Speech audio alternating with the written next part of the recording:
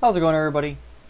In this video I was going to go ahead and deploy a VM in Workstation 12 Pro, which you see pulled up here. I have it licensed for because I'm a V expert, I get free licensing every year for a limited number of nodes that allows me to play with stuff for an extended period of time beyond the normal 60-day evaluation. So I've got three ESXi hosts deployed already, and what I'm going to do is I'm going to go through and deploy another one. These three right here are actually sitting sorry about that. These three are actually deployed here in VMware Workstation, and they are also tied back to a vCenter implementation. So this is the first video of the free course that I'm putting together for material that you guys will be able to see on YouTube that will be mapped to Rikers Island training. So to actually go through the motions here, we're going to create another VM. Before I do that, I want to make sure that I cover a couple of things when it comes to that. The first one is going to be the amount of RAM that is allocated to VMware Workstation. So right now I have 64 gigs of RAM on the server. So I go to System. You can see that I've got 64 gigs of RAM. Now what's going to happen is if we go to Edit, we go to Preferences here. When it comes to memory, about 58 gigs of that gets allocated, or it might be even 56. I don't know what that number is off the top of my head. As a matter of fact, I can tell you what that is. So if we go over here to, we take and we go standard and we take 57337, divide that by 1024.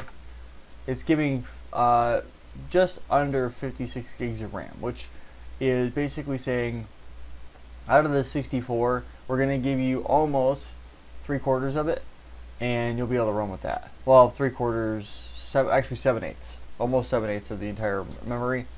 What I'm actually doing is I'm using the default operation here, which is the allow some virtual machine memory to be swapped, which means that it won't be leveraging all of the host memory. So if we come down here and right click on this guy, we go Task Manager, and we look at this. Right now I'm only using 16% of the memory. Now mind you, the VMs are just barely running. Okay, so all these VMs right here are running in idle for the most part. So if we were to go back to Task Manager again and expand this out, I have 4 virtual machines, and of these 4 virtual machines, not a whole lot is running, right? So what will end up happening is, and each one of these VMs has 16 gigs of RAM associated to it, so that I can run 2 or 3 VMs inside of each host, and that gives me the flexibility of going in and playing around with the technology. Plus, I have OpenFiler for a NAS or SAN solution. So 16% of the RAM is allocated to, well, I should say, I've got 16 gigs of RAM per VM deployed.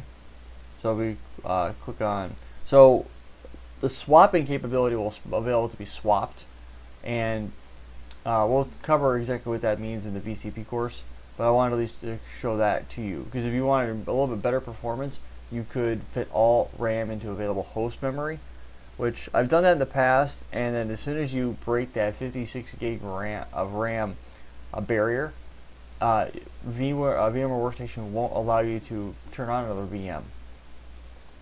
The other thing that I want to talk about to you real quick is, in this particular case here, one of the things that I ran into, and it took a long time for me to troubleshoot it, was I have this network adapter 1 here. And network adapter 1, or I should say just adapter 1, he is mapped to the physical network.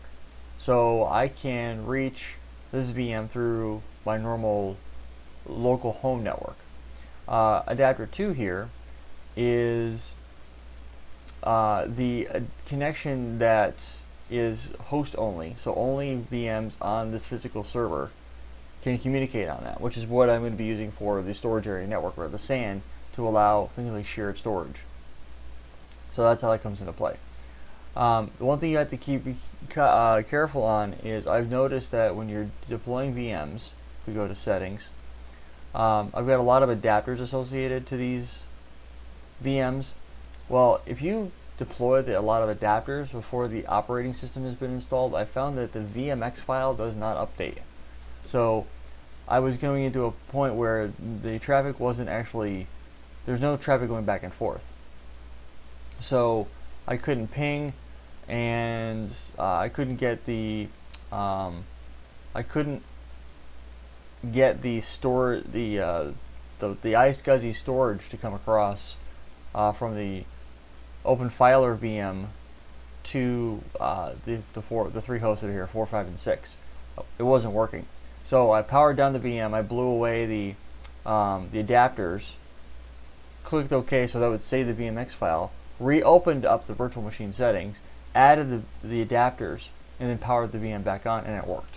So I'm not sure exactly what that is, if that's a bug or what, but I just wanted to at least call that out before we got any further.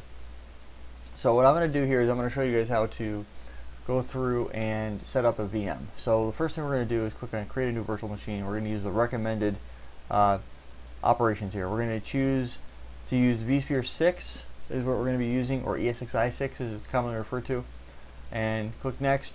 I'm going to change up how this is allocated.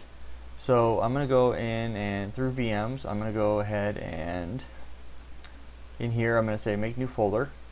This is going to be ESXi 6-7, and I'm going to click on OK, and I'm going to change this guy to be ESXi 6-7, and then I'm going to click on next, and I'm going to give it one hard drive, but I'm going to thin provision it, which is what the split virtual disk into multiple files means, and click next. I'm going to go to customize the hardware. I'm not going to do anything with network adapters, but I am going to bump up the RAM. The RAM I'm going to leave it 4 gigs because I want to do at least one. I'll give it 8 for the moment, and that's all I'm going to do. And this guy here I'm going to change to be bridged mode, so I'll be able to connect to this VM directly. I'm going to click on close and finish. So now that the VM has kicked off, we're going to go ahead and allow it to start installing. So the installer information you're seeing now is the same as you would see in a physical implementation. So I'm going to hit the enter key.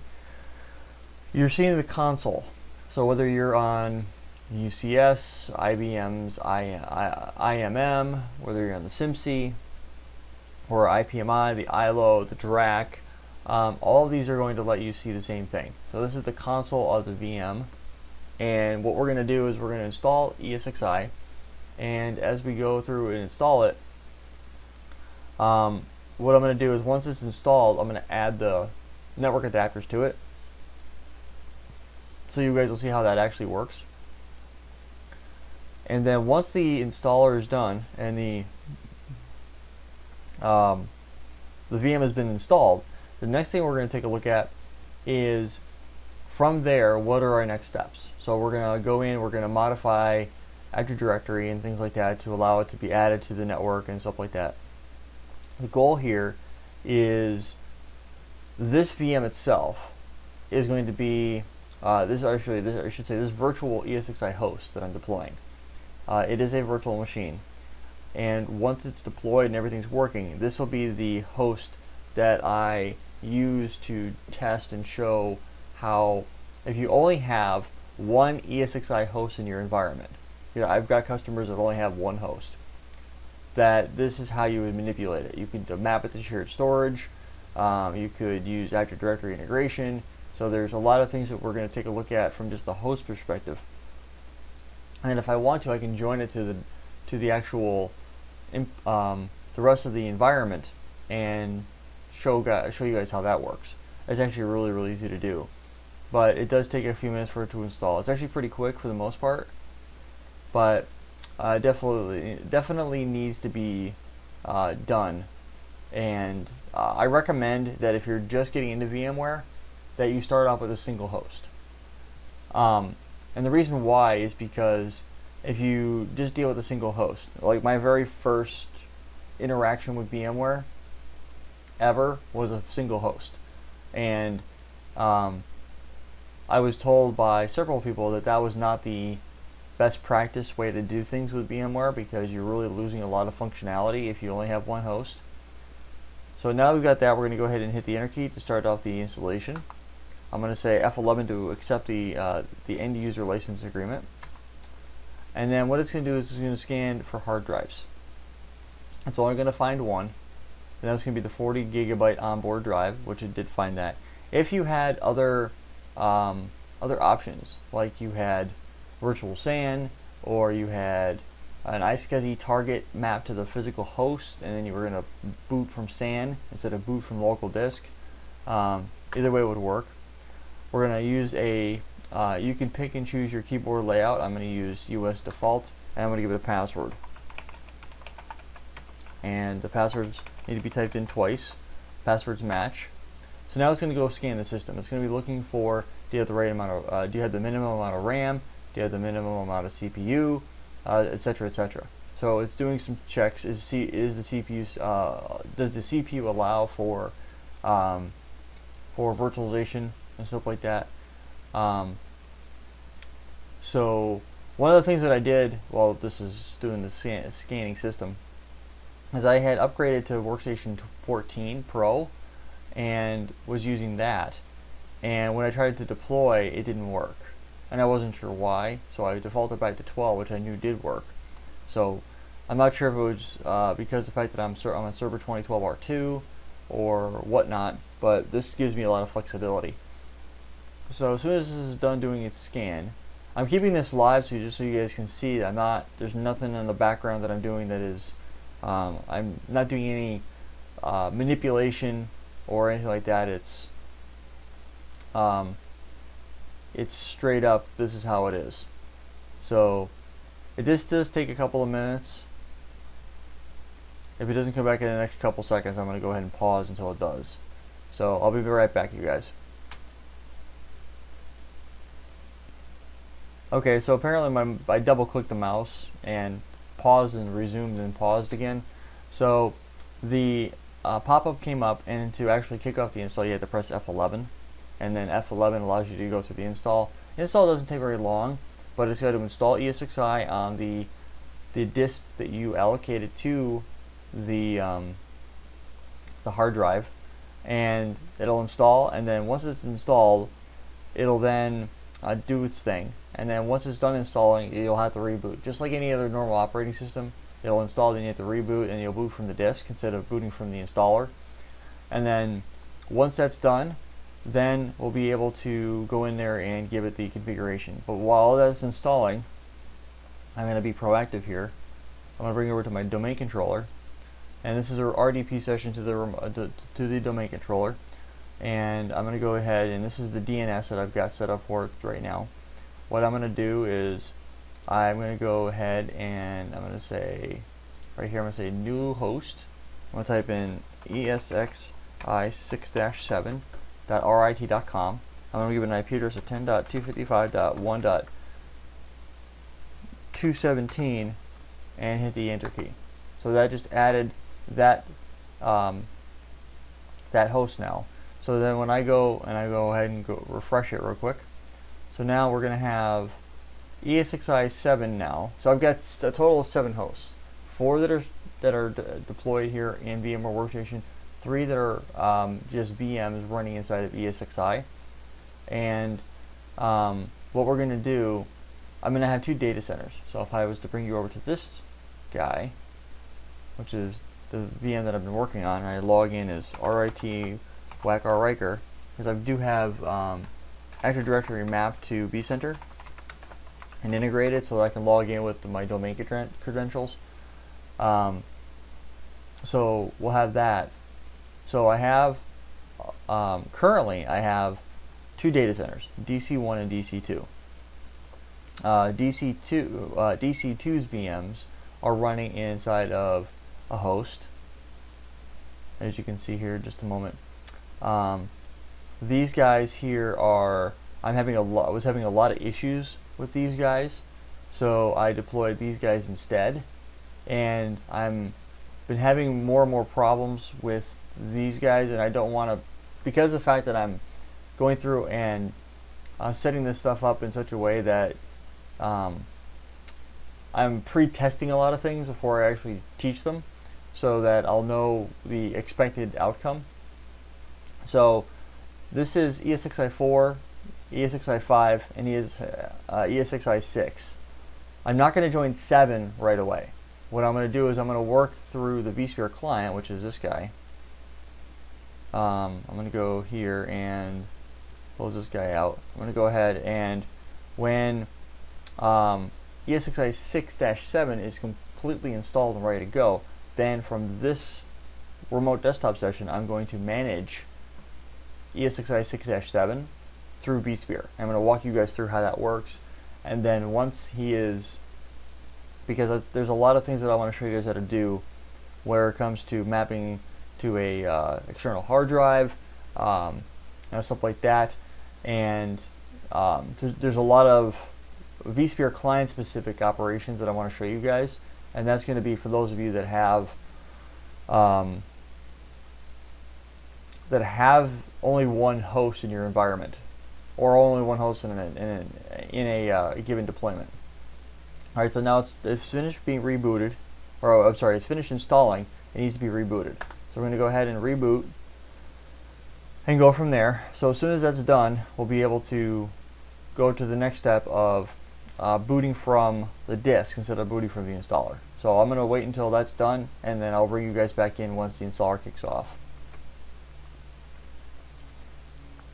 Slightly different view though. This one says loading in VMware ESXi instead of installing ESXi. So once this guy is done loading, then we'll be able to go to the next step, which is giving it some IP address information and basically allowing it to communicate with the rest of the network. Now for right now, what I'm going to do is I'm going to let it boot and boot completely. So that it comes up, I'll configure it the way that I need to. Then I'm going to power it off. I'm going to map the adapters to it that I need, and then I'll boot it back up. Now I'm not going to make you guys wait through all that, but once it's done, I'll go ahead and the next step will be to go through and show you how to log in and all that good stuff. So I'll show you. I've already done a video on the upgrade process. That was actually really simple, but this one in particular is going to be how you can go through and install it clean and then work with it. So this guy is almost done. One thing you'll have to do is the DCUI, or the Direct Console End User Interface, is what this is referred to. So okay, got an IP address, awesome. So I'm going to go ahead and press F2 to customize it, and I'm going to log in with that password that I typed in earlier. And you'll notice that it says VMware Virtual Platform. Normally if it's on physical hardware, it'll tell you during the install process, or once it's done being booted and you're looking at the DCUI, what platform you're on. So I'm going to come down here to Configure Management Network, the IPv4 option here. I'm going to set it to a static IP, and I'm going to set it to do 217 and whoops 10.255.1.217/24. That's good. DNS configuration, I'm going to put in here that it's going to be 10.255.1.124, which is my domain controller's IP address, and I'm going to say 8.8.8.8, and then the local host is going to be ESXi 6-7.rit.com. Hit the enter key. I'm going to escape out, so it's going to make me reset the management network. I'm going to say yes. And then the next thing I'm going to do is I'm going to come down here and say test management network. So it's going to test reachability. And beautiful. So I have reachability with everything. That's exactly what I would expect to see. Now that I have this, I'm actually going to show you guys how to log out, and I'm going to show you guys how to shut down. So if you press F12, to log in. This is going to be the restart shutdown menu. So type in the password again, and we're going to say you have F2 to shut down and F11 to restart. We're going to go ahead and just press F2 to shut down, because we want to down the VM, or down the host. Once the host is down, we're going to go in there and then specify 6 new adapters, and then we'll reboot it, bring it back up, and then I will go back over to my other PC that is being used to manipulate, to manage and administrate the VMware environment. Then we'll go ahead and actually log into it through vSphere, and I'll show you what to do from there. Beyond that, that's pretty much it. There's not a whole lot more to it than that. So I'll pause the video while this is in progress, and then once we're done, I'll show you guys how to map the new adapters and stuff like that, and go from there. Okay, so the VM is now powered down, so we're going to go click on the Edit Virtual Machine Settings, and then we're going to simply say Add, and we're going to say Network Adapter, and say Next. We're going to map it to host only, or I'm sorry, custom, and say VMnet 1 is storage, and add another one. Network adapter, next. VMnet 1 for storage, and then we're going to say add another one. Adapter, VMnet 2 for vMotion, and then add another one. We're going to say VMnet 3 for high availability and fault tolerance. And then this guy right here will be custom. This guy is going to be in 4. So this way here, VMs will be able to talk between ESXi hosts and things like that. And then we're going to go ahead and click on OK.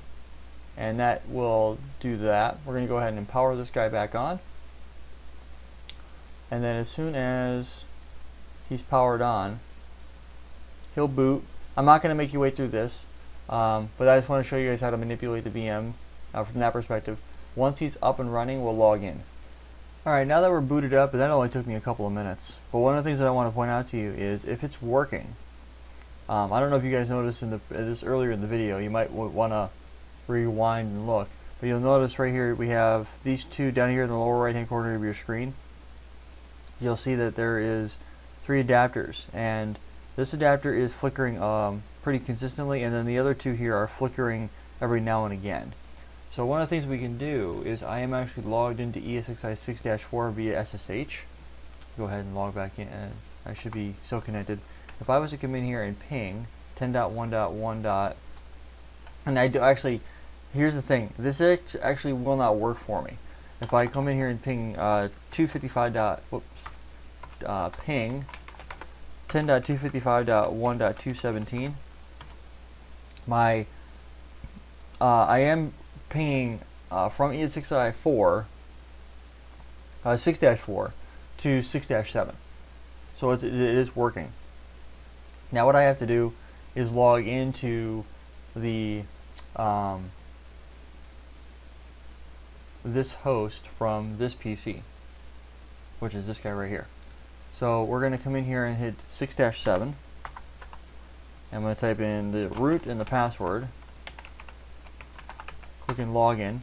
I'm going to say install the certificate and do not display any security warnings for ESXi 6-7. Click and ignore.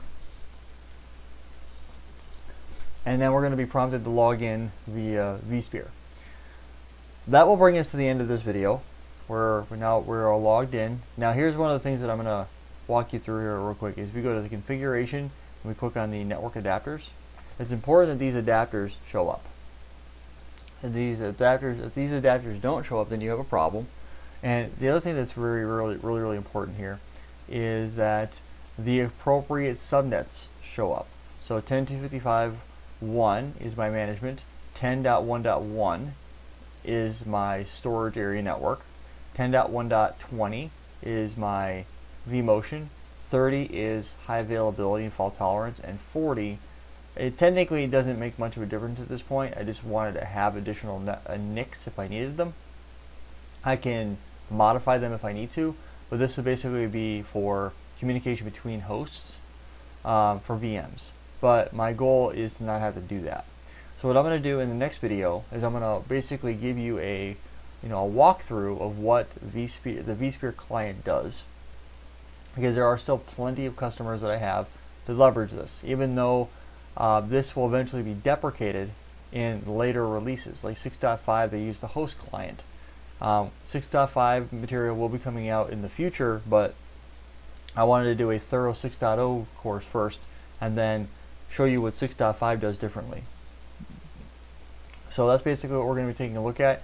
So this gives you just a real high level overview of what's going on here. Until next time, guys, thank you so much for stopping by, and we'll catch you guys in the next video.